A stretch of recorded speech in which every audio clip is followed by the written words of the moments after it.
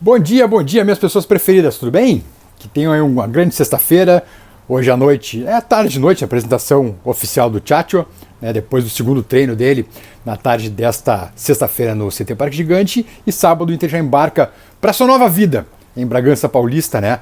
A partir de agora com o Tchatcho Kudê. E em nome da nossa queridíssima KTO, para ti que não fala inglês, eu digo que, usando o cupom BEHS, BEHS do seu amiguinho aqui, tem 20% de bônus no primeiro depósito. Vamos lá então! Hoje não é fim de semana ainda, não é o caos dos Colorados, mas é uma historinha que eu vou trazer para vocês antes de falar sobre a saída de John, a entrada de Tino Rochet. É muito boa mesmo. Eu estava curioso, pensando, puxa vida, o Inter tá com 7 estrangeiros no elenco agora, né? Jogadores só, né? Fora a comissão. Será que é o maior número que o Inter já teve no Brasileirão? E não me surpreendi. Não me surpreendi, eu só não lembrava. Em 2020 foi nosso recorde. E, falando em recorde, eu fui buscar os números do senhor dos números, o Rodolfo Rodrigues, do UOL, que é o homem dos dados do futebol brasileiro, o homem sabe tudo. E me deparei com o seguinte: o Inter é literalmente internacional. Por quê? É o clube brasileiro que mais usou jogadores estrangeiros na história do Brasileirão. Quando o Rochet estrear, possivelmente nesse sábado, vai ser o de número 134.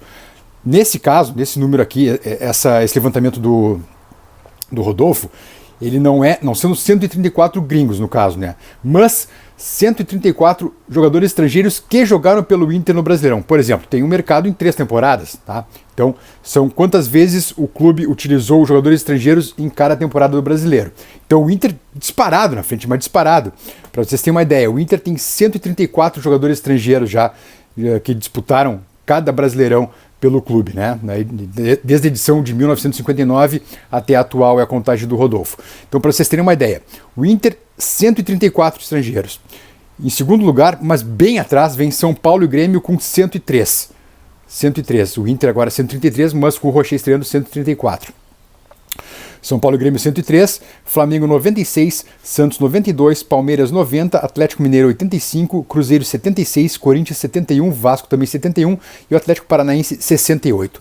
Então, meus amigos, como diz o nome, Sport Clube Internacional, né? Definitivamente, e aqui provado em números, que o Inter é o clube que mais usa estrangeiros na história do Brasileirão. Só para lembrar, a turma de 2020, né? Vamos lá, e anotadinho aqui.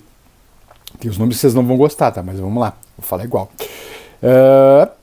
Aqui, D'Alessandro, Sarrafiore, Cuesta, Guerreiro, Saravia, aí vem um que vocês não vão gostar, Musto, Abel Hernandes, Leandro Fernandes, né, um uruguaio argentino, e aqui também está contabilizado o Johnny, por quê? Porque o Johnny é nascido nos Estados Unidos, é nascido em New Jersey.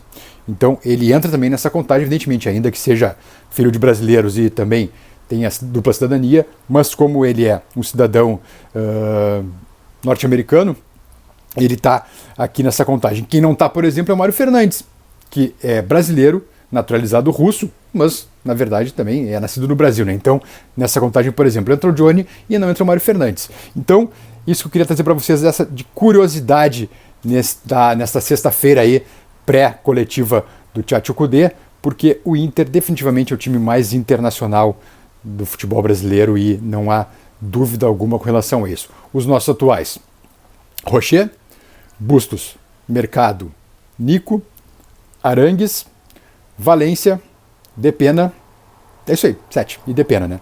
São 7 jogadores estrangeiros do Inter no atual elenco, e então, sendo que a maior quantidade de jogadores estrangeiros num só Brasileirão que o Inter usou foi em 2020, com esses 9 jogadores estrangeiros. Então, parabéns, Colorados, por ser o time mais globalizado do futebol brasileiro. Bom, agora vamos pro dia, né? É aquela história que eu estava falando para vocês, né? Tu não busca um goleiro no exterior, um goleiro estrangeiro, mundialista, capitão do seu time lá fora, no caso nacional no Uruguai, né? Paga quase 8 milhões de reais por ele para deixar o cara no banco. Então, há fortes indícios que Rochet já ganha titularidade no gol do Inter, desbancando o John com a chegada do Kudê. É justo? Não é justo. O John estava jogando demais, o John salvou o Inter em pelo menos 5, 6 jogos, né, por baixo. Mas foi o clube que foi buscar o Rocher, né? Então, é aquela coisa. É mesmo o caso do Pato Bonazeri quando veio. O Pato veio para ser titular. Chega a ser titular para jogar Libertadores. Depois, aí por até uma mística, né? O Fernando Carvalho mesmo disse. O Fernando Carvalho sempre confiou na mística de campeão do René. E por isso também o René virou titular. Né? E desbancou o Pato naquelas semifinais da Libertadores. Jogou muito mal, por sinal, né? Adoro o René. Gosto muito dele, meu amigo, mas jogou muito mal, quase comprometeu a semifinal do Inter contra o São Paulo. E foi desbancado muito não pela bola só, né, que era um bom goleiro também, ainda que o Pato fosse mundialista, fosse campeoníssimo com o Boca, mas o René acabou desbancando também o Pato muito pela mística que o Inter era um time muito místico naquela época, né? Não sei se ainda é hoje em dia, mas tem a camisa branca, né? Tem a história do Renan ser um goleiro campeão desde a base, desde a Copa Nike. O Fernando Carvalho já, quando era da base, já considerava o Renan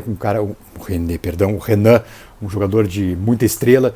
Então teve tudo isso naquela troca do Pato pelo Renan, naquela época, em 2010. Então agora, como eu disse para você já lá atrás, tu não busca um goleiro estrangeiro pagando quase 8 milhões de reais para deixar o cara no banco lutando pela posição. Então, é bem provável que a gente já veja o Rocher no gol do Inter contra o Bragantino ou, na pior das hipóteses, né, dependendo daquela gestão de grupo, contra o Cuiabá aqui em casa na véspera de Inter e River. Agora, se for para mudar o goleiro já para jogar contra o River em Nunes, a gente já põe o Rocher agora para ir se integrando com a sua defesa, né? Aí sim. Aí faz todo sentido. Se a ideia já era jogar com o Rocher lá em Nunes, e eu acho que é um cara que não vai sentir pressão, não que o John vai sentir, tá? Não estou dizendo isso, mas se a ideia era essa, trazer um cara que não sente pressão, que vai jogar em qualquer lugar e vai desempenhar, então já coloca o Rocher agora. Não adianta colocar o Rocher no jogo só contra o River lá em Nunes sem conhecer a defesa, sem putear os caras, sem orientar os caras, né? Então, pela lógica, tem mais é que fazer isso mesmo. Se era o plano, e eu imagino que fosse o plano já desde o início, o Rocher titular, bom, já coloca o cara, evidentemente, agora no gol para orientar a defesa. Povo amado, deixa o like, espero que vocês tenham gostado dessa história que eu trouxe hoje. Deixa o like, por favor, é muito importante para a sobrevivência desse canal, o carinho de vocês e o like de vocês sobretudo. E depois hoje teremos o segundo treino do Kudê, né? Uma parte só aberta à imprensa e depois a coletiva do Kudê, que a gente está evidentemente ansioso para ouvir. Palavra colorada, eu vou insistir aqui no Palavra Colorada, eu vou bancar o desenho otimista, tá? Feliz 2023, que seja um grande resto de ano para todos nós aí, já que até agora o ano foi muito cruel com a gente, tá bom? Pessoal, fiquem bem, nos vemos mais tarde, depois lá da coletiva do Tchatcho Kudê no Beira-Rio. Até mais, tchau, tchau.